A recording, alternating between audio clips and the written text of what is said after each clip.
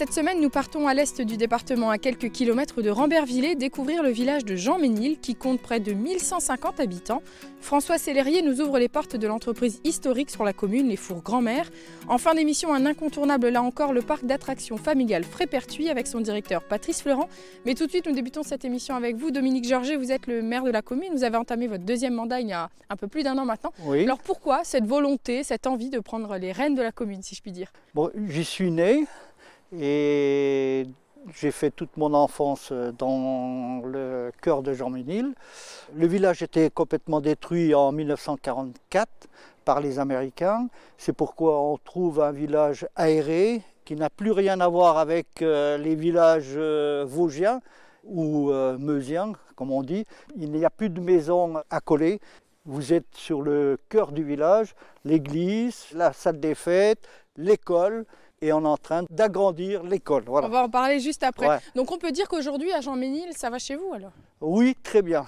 Malgré la situation, malgré tout ça, il y a de la vie. Oui, voilà. On est en constante augmentation de population et d'élèves. Donc ça, c'est plutôt bon signe. Ouais. Alors justement, ces projets, on est dans la cour de l'école qui est en travaux actuellement. Expliquez-nous un petit peu pourquoi cet agrandissement. C'est plutôt une bonne chose, en général, c'est plutôt l'inverse. Oui, bon, grâce aussi à mes prédécesseurs, et comme on est sur un axe prioritaire de Épinal-Saint-Dié, il y a beaucoup de passages et les gens ont vu dans ce village une garderie, un restaurant, une épicerie.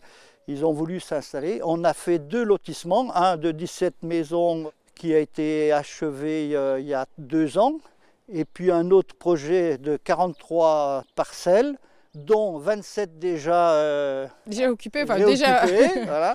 Donc ça attire des jeunes. Qui avaient besoin d'agrandir. Voilà. Donc de 5 classes, on va passer à 7 classes et on va accueillir dès septembre Oussera et Autrey, qui sont en diminution d'effectifs. Une bonne chose pour une commune d'avoir plus de classes. En général, on est plutôt dans la tendance inverse. Oui. Alors d'autres projets d'envergure sur la commune, notamment un projet lié à l'eau et là aussi avec des communes aux alentours. Voilà, alors l'eau, vu l'étiage de l'été, en manque d'eau sur les communes voisines. On a réussi à donner de l'eau sur Oussera il y a 3 ans. Et maintenant, on est sur un gros projet avec l'ATD 88 pour alimenter dans un autre secteur Oussera, Autrey, Fremy-Fontaine, Nanceville, Pierrepont et Détor. Voilà. C'est un gros projet avec plusieurs millions d'euros. Et au niveau du calendrier, alors, c'est les travaux qui... l'année prochaine. L'année prochaine. L'année prochaine, oui. Dominique, merci pour votre accueil ici à Jean-Ménil. Nous poursuivons notre découverte du village dans une entreprise emblématique ici à Jean-Ménil, les Fours Grand-Mère. Depuis 40 ans, les ateliers Fours Grand-Mère proposent principalement des fours à bois pour les particuliers mais aussi les professionnels. C'est en 2014 que François Sellerier a repris l'entreprise, qui a d'ailleurs obtenu le label Entreprise du patrimoine vivant fin 2020. François, merci de nous accueillir ici dans le showroom des ateliers Fours Grand-Mère. C'est un incontournable ici à Jean-Ménil, 40 ans d'existence, vraiment une histoire très importante pour les Fours Grand-Mère. Ah oui, je crois que c'est devenu effectivement une des entreprises emblématiques de Jean-Ménil, implantée sur le site, qui depuis 40 ans s'est développée et exporte, donc est connue partout en France et presque partout dans le monde. Alors c'est en 2014, je le disais, que vous avez repris vous l'entreprise. Pourquoi les Fours Grand-Mère? Pourquoi Jean-Ménil? Jean-Ménil parce que les Fours Grand-Mère y étaient. Et pourquoi les Fours Grand-Mère? Bon, c'est une entreprise qui m'a séduite pour ses produits. Je trouve des produits très sympas parce qu'ils sont conviviaux. C'est de la bonne cuisine et puis c'est une fabrication locale avec un savoir-faire qui vient d'être reconnu par le label Entreprise du patrimoine vivant. Je trouvais qu'il y avait beaucoup de valeur dans cette entreprise. Une vraie reconnaissance du travail, vous le dites, le label Entreprise du patrimoine vivant en 2020, c'est vraiment une reconnaissance. Qu'est-ce que ça apporte de plus peut-être ce label aujourd'hui? C'est effectivement une reconnaissance officielle puisque c'est un label qui est décerné par l'État, qui concerne que 1500 entreprises en France et qui met en valeur le savoir-faire rare ou exceptionnel qu'ont ces entreprises.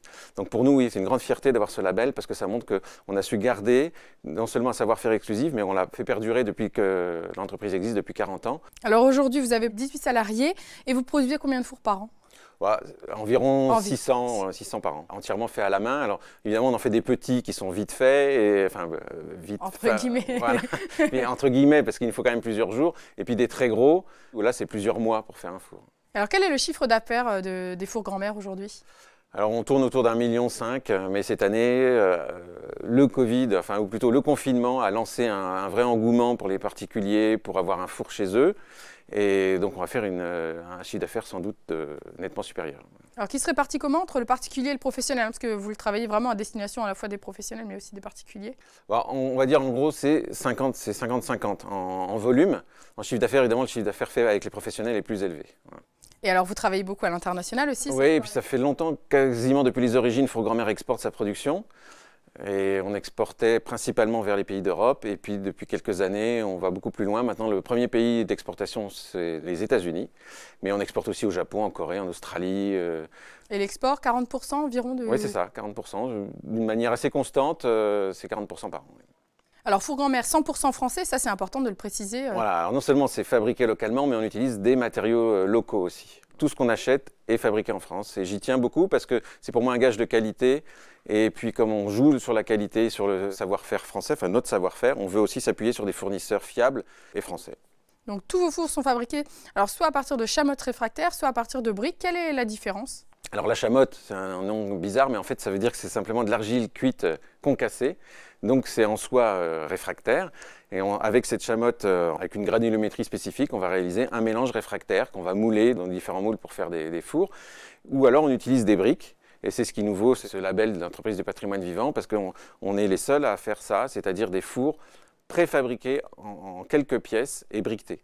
Il y a un travail colossal, j'imagine, sur chacun des fours, puisque tout est fait à la main. Voilà, on a quelques outils évidemment, mais on n'a aucune machine pour fabriquer, tout est fait à la main, quelles que soient les étapes de fabrication.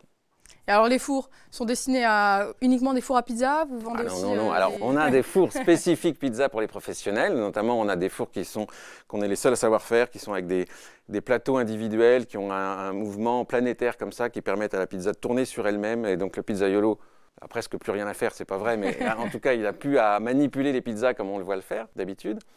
Et puis on a des fours pour les particuliers ou pour les boulangeries, pour les food trucks. Donc en fait tous nos fours sont au départ des fours à pain, je dirais plutôt. Donc des fours à inertie avec beaucoup de réfractaires dans lesquels on peut cuire absolument tout. Donc c'est toujours, je trouve trop réducteur de dire que c'est des fours à pizza. Donc ce n'est pas que des fours à voilà. pizza. Alors on en voit un derrière vous au design voilà, très nouveau, très contemporain. Voilà, ça c'est une volonté qu'on a eue de montrer qu'un four à pizza, un four à pain, un four à bois, c'était pas forcément un four rustique qu'il fallait maçonner, habiller. On voulait faire un produit clé en main, design, moderne, pour montrer que ça était toujours un produit d'actualité. Donc on a travaillé avec un designer vosgien il a remporté 2 prix de design, le petit Alfred. Voilà. Le petit Alfred. Merci François de nous avoir accueillis ici dans le showroom des Fours Grand-Mère. Nous continuons notre découverte de Jean Ménil au parc d'attractions Frépertuis. C'est en 1966 que le parc d'attractions familial a vu le jour. Plus de 50 ans après, c'est toujours la famille Florent aux manettes.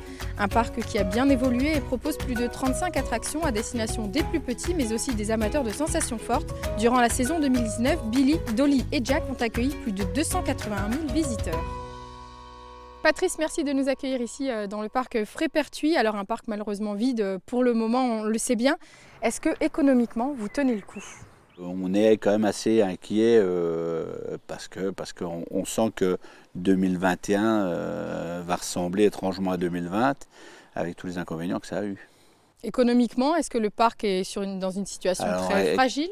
De toute façon, je pense qu'aujourd'hui, il est comme toutes les entreprises. Il y a eu le prêt garanti par l'État qui remettent à tenir cette année 2021 puisqu'on n'a pas de nouveautés.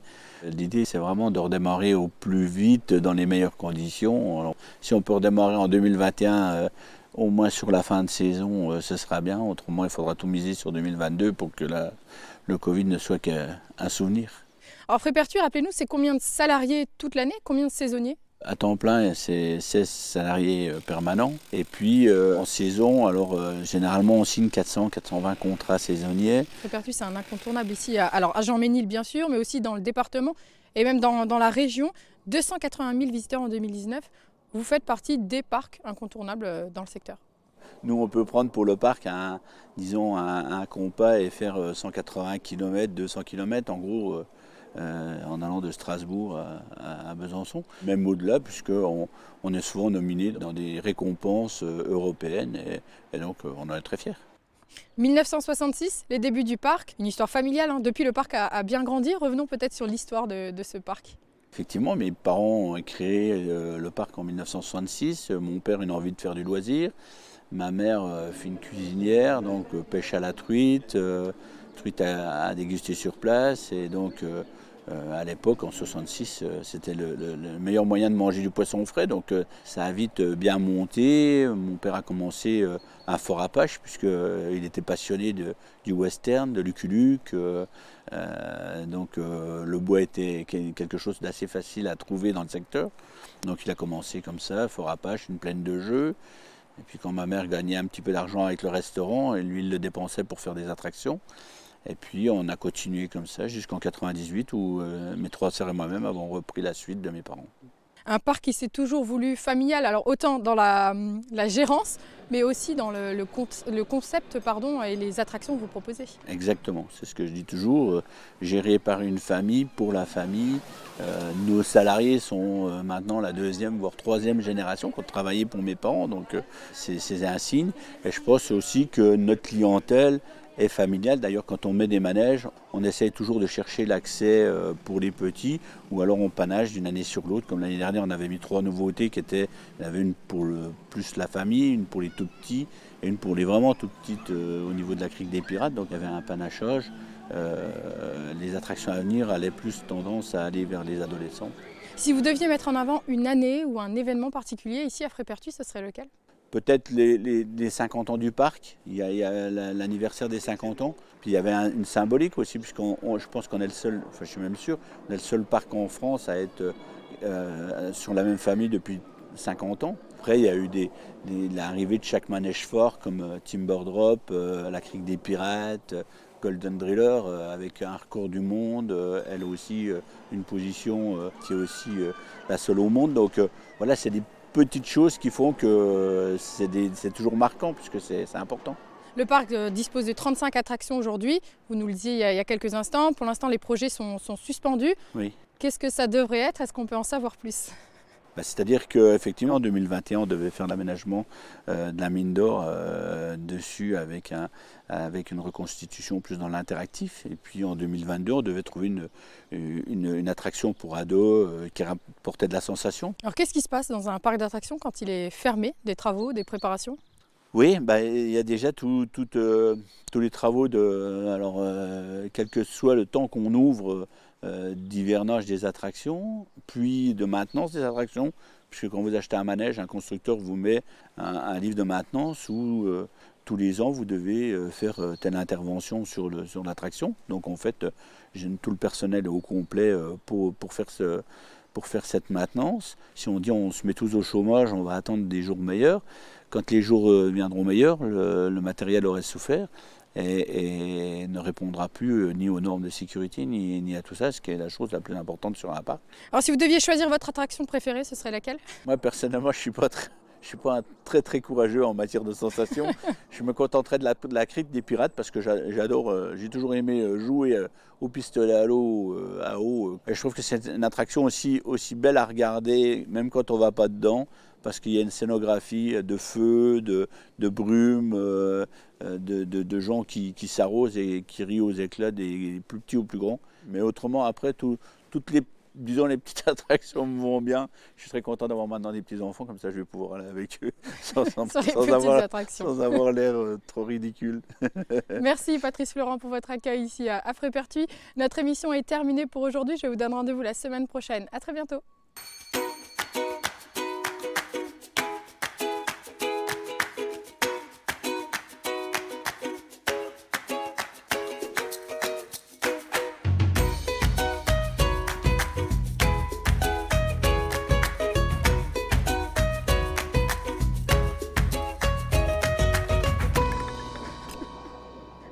Il n'y a pas d'eau.